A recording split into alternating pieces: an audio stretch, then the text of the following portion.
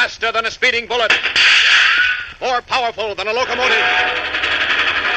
Able to leap tall buildings at a single bound. Look, up in the sky. It's a bird. It's a plane. It's Superman.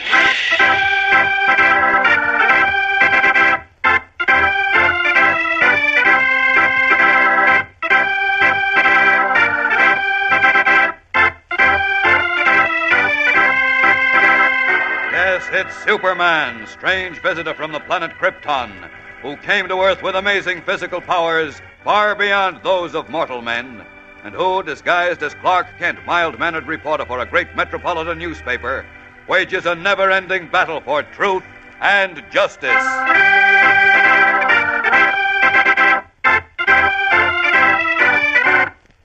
Today, while Superman searches for the midget Freddy, in the cellar where he holds the tiny man a prisoner, the Boot makes a discovery which bodes ill for the entire world. My little man, so that is the answer. What do you mean, sir? Now I know the meaning of the sentence Sir Hubert taught you to say to Robert Archer. You do? Yes. And now, with your help, I can learn Sir Hubert's great secret. Then I will be master of the whole world.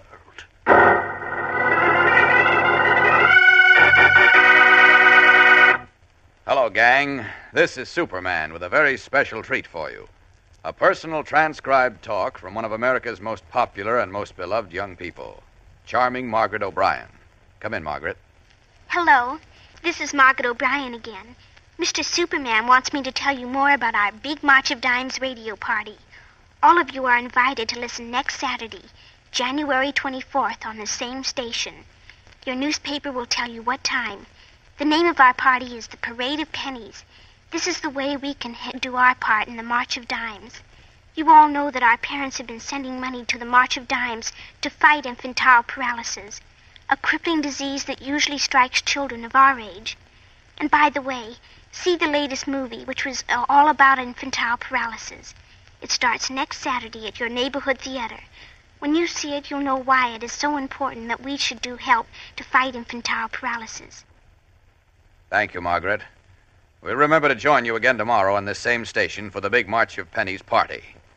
And, gang, remember to check your local newspaper tomorrow for the exact time. Whatever you do, don't miss the March of Pennies party tomorrow.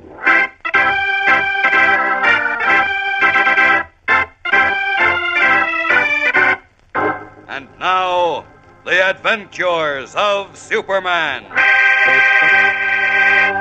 Before a famous nuclear physicist named Sir Hubert Clay died, he instructed Freddy, his midget companion, to seek out a former assistant named Robert Archer and repeat a curious sentence to him.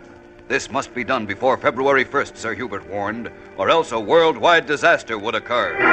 Freddy sought the aid of reporters Jimmy Olsen and Clark Kent, who is Superman. But before Kent could find Robert Archer and bring him together with Freddy, the little midget was abducted by an international conspirator known only as the Boot, an evil man who was after Sir Hubert's secret. While Superman and the police hunt desperately for the Boot and his tiny captive, the two are in a deep cellar of a colonial mansion in a suburb of Metropolis, where the midget, his face cut and bruised, presses back fearfully against the wall as the Boot towers over him exultantly. Yes, I know now how to obtain Sir Hubert's great secret. And you, my little man, will help me. But how? When all I know is the peculiar equation Sir Hubert taught me to repeat to Robert Archer. I see he told you much more. He told you everything. Oh, no, sir. I'm sure he told you the secret of his great new sun energy weapon. Now you shall tell it to me, and I will be master of the whole world. I swear to you, sir, I don't know the secret. I know nothing of science and mathematics. My late master tried often to teach me, but he finally gave up. He said my small head was not capable of such deep thinking. However, he found a way to insert the necessary information in your small head so you could relay it to Robert Archer, didn't he? I don't know what you mean. I will explain. Then you shall tell me what I wish to know. And you and I together will rule the world. You and I rule the Yes, the two of us. You, my little man, will be a great king, an emperor. You will have palaces, jewels, armies, anything you desire. How will you like that, eh? Oh, no, you're pulling my leg. Oh, I speak the truth. Everything I said you can have. You need only cooperate with me. I see. And you'd share this jolly setup with me, eh? Yes, I will be your, let us say, your partner, your fellow emperor. That does it then, old boy. I say nothing doing. But why? There is plenty for both of us. The whole world to divide between only the two of us. I know. Now look here, old man. Even if I didn't know that you were up to some rotten trick... Trick? You think I am tricking you? What else would you have me think? After bashing me around something frightful, practically killing me, and the next moment offering to share the whole bloomin' world with me. It is because I have taken a great fancy to you. Rubbish. Why, you wring my neck the first moment it pleases you, just as you did my poor master, Sir Hubert, and you know it. No, my friend. And don't you call me friend, you bounder, you beastly murderer. Do you think even if I believed you for half a tick, I would do anything to help you gain power? You're a foul, horrible man. You and miserable little fool. You midget idiot. I will teach you to defy the boot. I will learn what I want. You will tell me and then I'll... All right. You outside, stop laughing. Oh, dear. I am sorry I have hurt you, my little friend.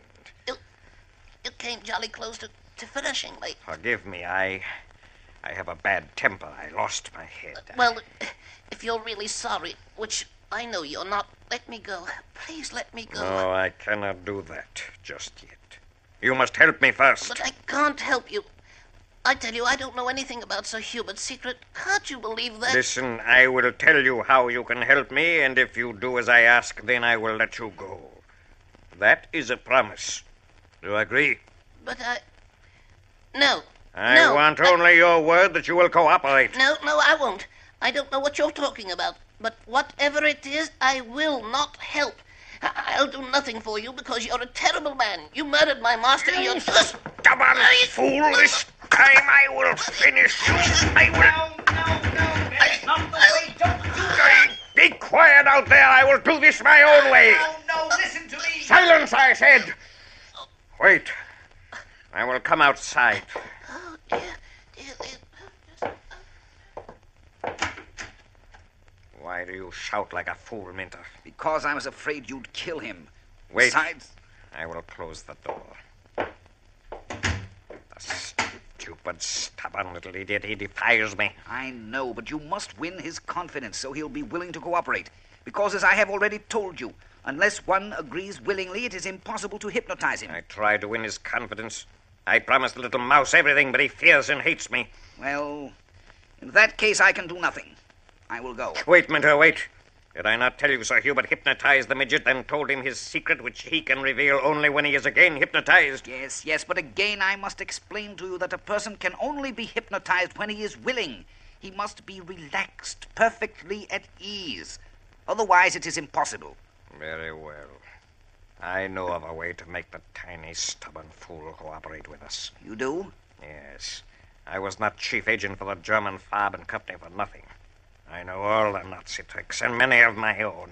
But force, torture, they are the wrong tactics. I tell you the subject must be willing. I understand, and I promise you he shall be willing. Come upstairs with me, Minter.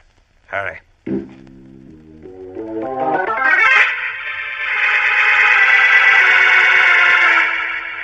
His green, ice-like eyes glowing.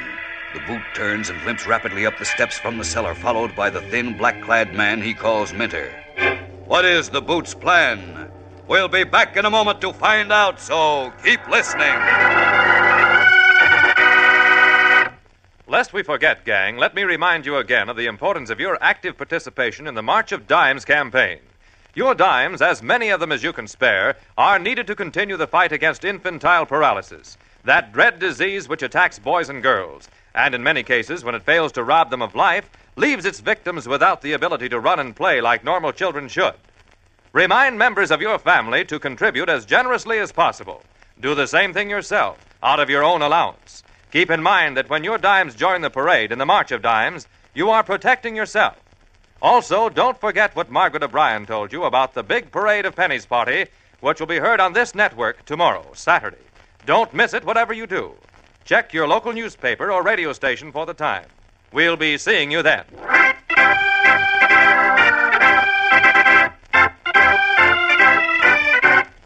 And now, back to the adventures of Superman.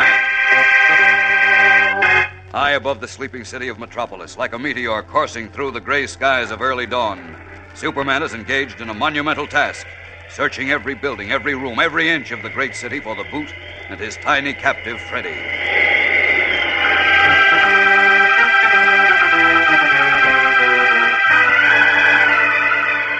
All through the night, Superman has hunted, flashing above the giant skyscrapers, circling them, then swooping low to probe shops, stores, modest bungalows with his X-ray vision. And still he continues his search.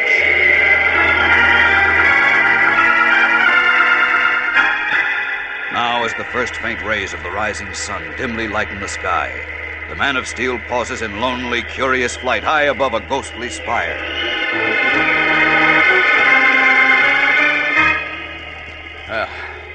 I've covered half of Metropolis, but no sign of Freddy and the Boot yet. This is as tough a job as I ever tackled, but I must find them. Well, still half the city to cover. If they're anywhere in it, I will find them. Away!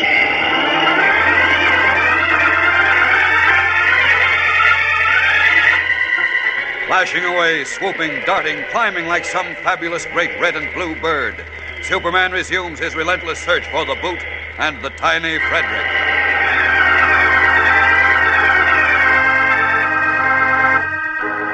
Meanwhile, in the cellar room of the suburban colonial mansion, the Boot and his companion, the thin, black-clad man named Minter, stand near a cot on which Freddy lies, relaxed in sleep. I will wake him in another moment, Minter. Then you will find him a willing subject. You think he'll be cooperative? Perfectly. The medicine I gave him will assure that. Tell me, what is this medicine? That is my own secret, given to me by the greatest of all Nazi physicians.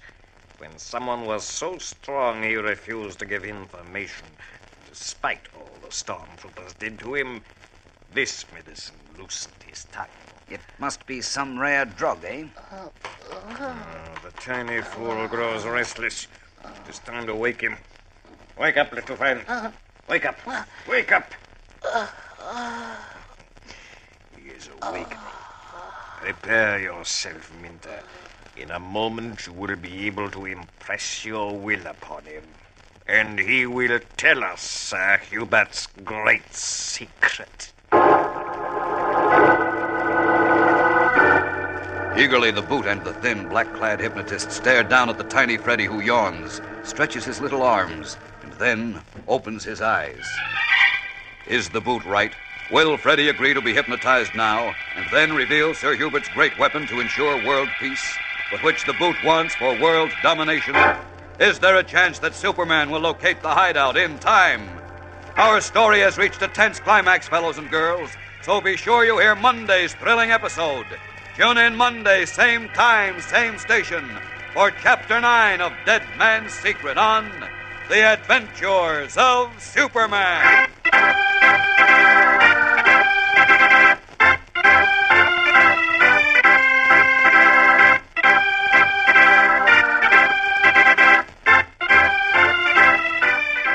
Superman is a copyrighted feature appearing in Superman DC Comics magazine and is brought to you Monday through Friday at this same time.